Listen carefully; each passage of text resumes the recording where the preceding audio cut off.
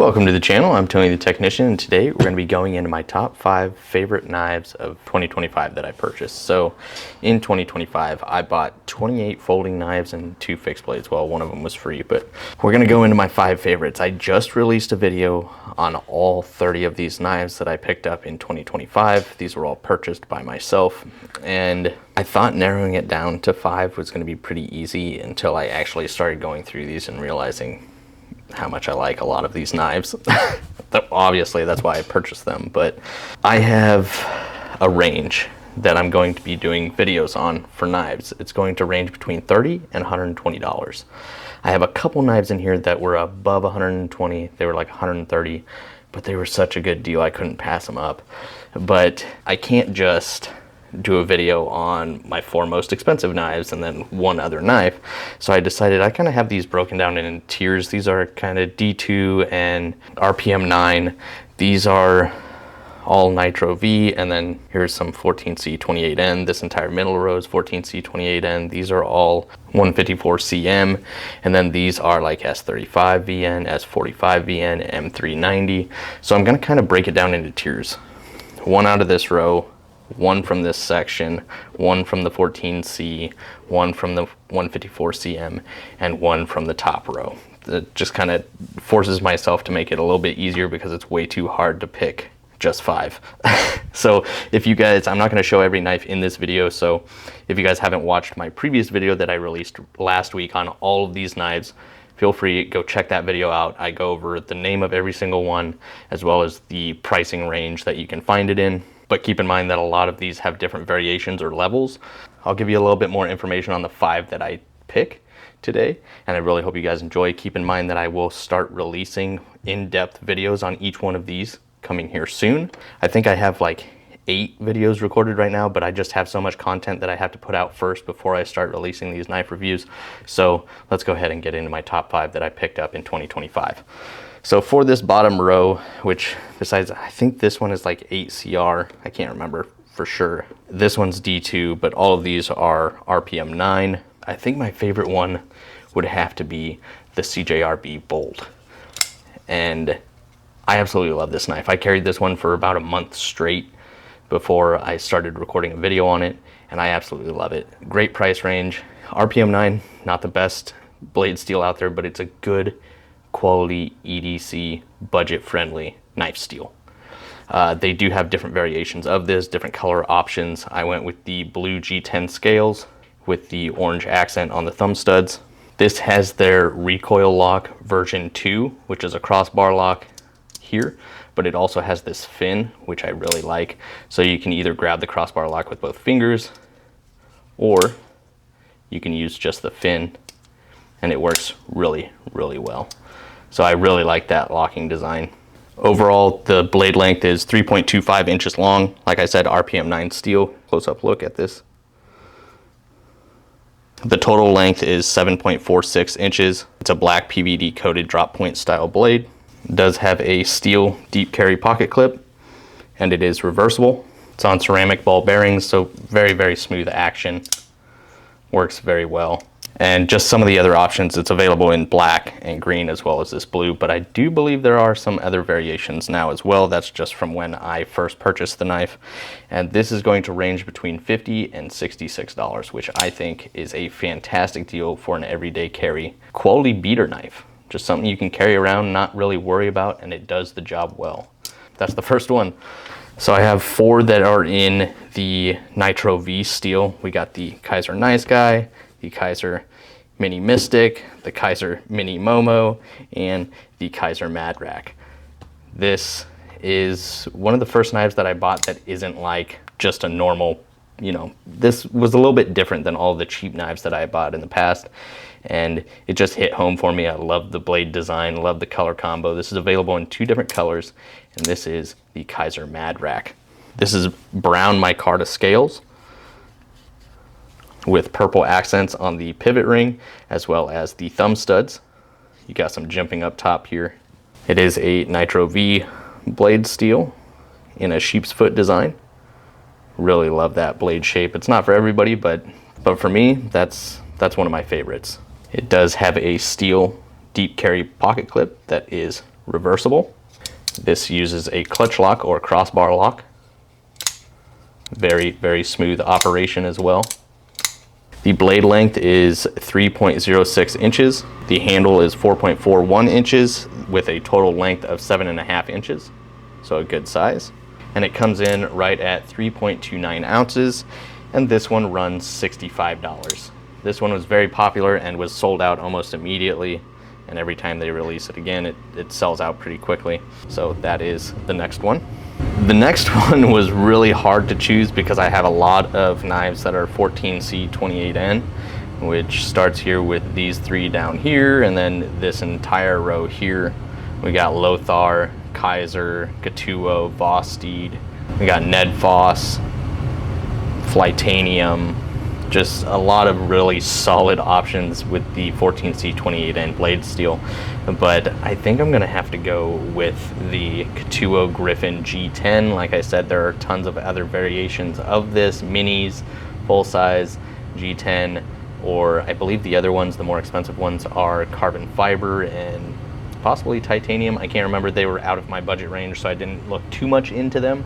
This was inside my price range, so, but this one specifically has G10 scales with carbon fiber inlays, as you can see there, and purple PVD liners and backspacer. Really cool design there. I'm a big fan of purple, so I was drawn to this. You got a rear flipper tab, a front flipper, and a finger hole, as well as a fuller that kind of runs out. And the operation is just so smooth. It is a liner lock, but you do have a button activated liner lock, so you can activate the liner here, and just that sound. I absolutely love it. All deployment methods work extremely well. And I love that blade design. This blade comes in at 3.54 inches. It is a spear point design, hand satin finish, beautiful job.